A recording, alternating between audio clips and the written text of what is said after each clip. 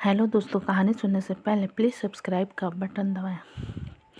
बाहर ठंड कितनी है। लगभग मुंह से ठंड के कारण सीटी बजाते हुए गोपाल ने अपनी पत्नी रमा को कहा, हाँ, इस बार ठंड ने तो सारे रिकॉर्ड्स तोड़ने का ठान लिया है। देखो न कितनी बर्फ गिर रही है। रामा ने भी कपकपाती आवाज़ में अपनी पति की बात का समर्थन किया। गोपाल ने अपना ओवरकोट उतारा और हैंगर पर टांगते हुए बीबी से कंबल मांगा और सीधा बिस्तर में चला गया। रामा ने गोपाल को खाने की प्लेट देते हुए कहा, बहुत अच्छा किया जो हमने इस बार समय रहते बच्चे के गर्म कपड़े खरीद लिए। ना तो आपको इतना टाइम होता है और ना ही पैसा। हर महीने तो कुछ न कुछ ऐसा सामने आ धमकता है जिसकी वजह से अपने लिए कुछ सोचने से पहले ही मन मारना पड़ता है। गोपाल ने एक निवाला मुंह में दिया और कहा, हाँ सही ही तो कह रही हो तुम। अब इसी महीने देख लो। माँ जी के चश्मे का नंबर बदलवाना था और बाबूजी के लिए भी तो कुछ गर्म कपड़े और साल खरीदनी थी। पर निवाला चबाते चबाते अचानक से गोपाल को ठंड का एहसास होने लगता है। यार गोपाल, तू कितना सेल्फिश है। तूने अपने और बच्चों के सहित रामा के लिए तो एक नहीं दो जोड़े गर्म कपड़े बनवा लिए, पर ऐसी हड्डी गला देने वाली ठंड में न बाबूजी के लिए कुछ भी नहीं खरीदा। जबकि पिछले सर्दियों में ही बाबूजी ने अपने लिए एक गर्म शॉल लेने की इच्छा जाहिर की थी। गोपाल ने जल्दी से खाना खत्म किया और अभी बाबूजी के नाम के पैसे अभी अलग करने के इरादे से अपने पैंट की जेब से बटुआ निकालकर चेक करने लगा। तभी किचन में बर्तन साफ कर रही रामा ने बिना उसकी ओर देखे ही कहा, क्या चेक कर रहे हो? मैंने आपकी जेब से पैसे निकाले हैं। वो मुन्नी की फीस पिछले 5 महीने से जमा नहीं हुई है। ऊपर से उसकी ट्यूशन वाली मैडम ने उसे अब पढ़ाने से मना कर दिया है, क्योंकि वे अब फीस बढ़ा के मांग रही हैं और हम दे नहीं पा रहे हैं। हम पर रामा बाबूजी को ठंड। गोपाल ने अपनी बात पूरी भी नहीं कही थी कि रामा ने बर्तन सिंक में जोर से मारते हुए कहा, आजकल कम पढ़ी लिखी लड़कियों के रिश्ते भी नहीं होते हैं। बेबस गोपाल ने एक नज़र भर के रामा की ओर देखा और फिर अब कमरे से बाहर निकलकर बाबूजी और माताजी के कमरे में पहुंचा। अरे गोपाल बेटा, आ गए तुम। हमें चिंता हो रही थी। आज बाहर बहुत ठंड है। गोपाल के पापा ने चिंता करते हुए पूछा।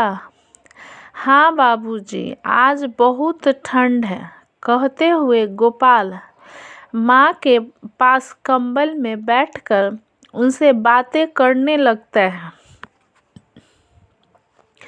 तभी गोपाल की नज़र पापा के साल पर गई। उसमें 2-3 छेद जो पहले छोटे हुआ करते थे अब तो अपना आकार बड़ा कर चुके थे। अब वे दूर से साफ साफ नजर आ रहे थे। पापा के शॉल की ये हालत देखकर गोपाल सोच ही रहा था कि तभी उसे नजर आया उसके पापा कांप रहे हैं। क्या हुआ पापा जी, आपने अंदर गर्म कपड़े नहीं पहने हैं क्या, आप कांप रहे हैं? अब गोपाल के पापा और माँ दोनों एक साथ गोपाल की ओर देखने लगते हैं।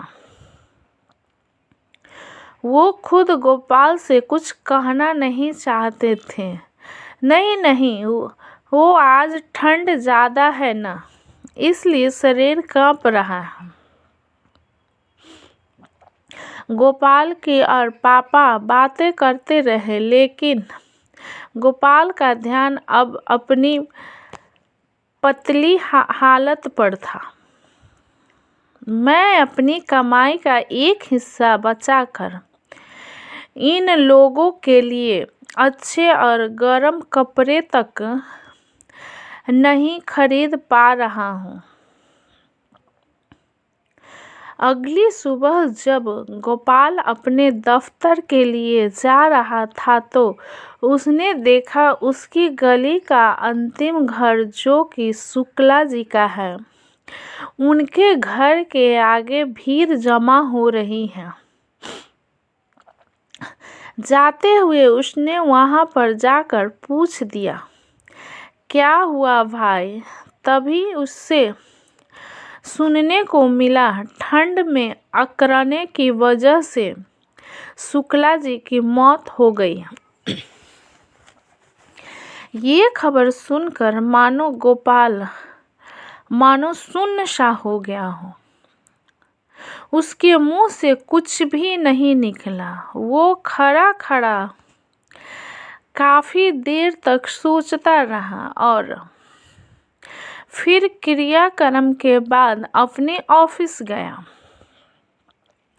पूरे दिन काम और फिर वापस आते वक्त उसने फैसला किया कि वो बाकी ज़रूरतों को दरकिनार करके वो पहले माँ और बाबूजी के लिए गर्म कपड़े खरीदेगा।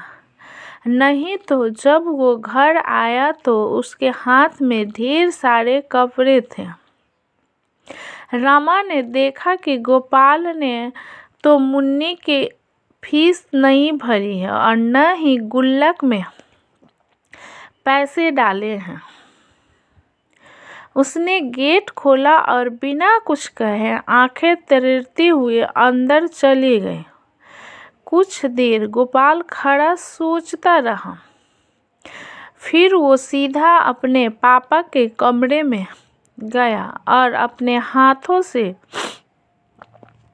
अपनी माँ और पापा को वो गर्म कपड़े जो लेके आया था पहनाने लगा।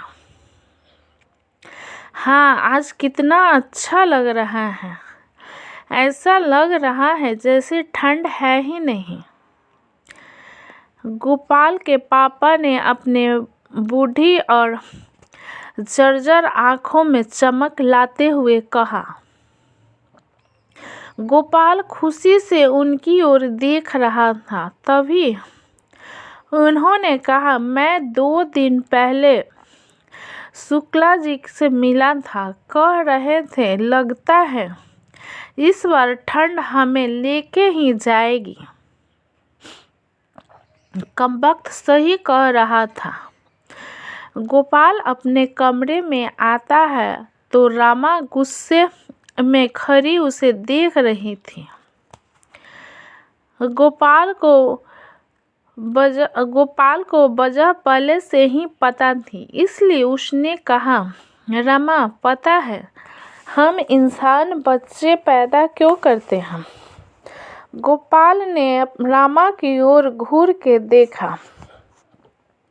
गोपाल केवल इसलिए नहीं कि वो हमारा वंश आगे बढ़ाएंगे, इसलिए भी जब हम बूढ़े होंगे, हमारे हाथ पैर थकेंगे, तब हमें उनसे उम्मीद रहेगी कि वे हमें हमारी ज़रूरतों को पूरा करेंगे और मैंने भी वही किया। तभी गोपाल अपने बचपन का एक किस्सा सुनाने लग जाता है।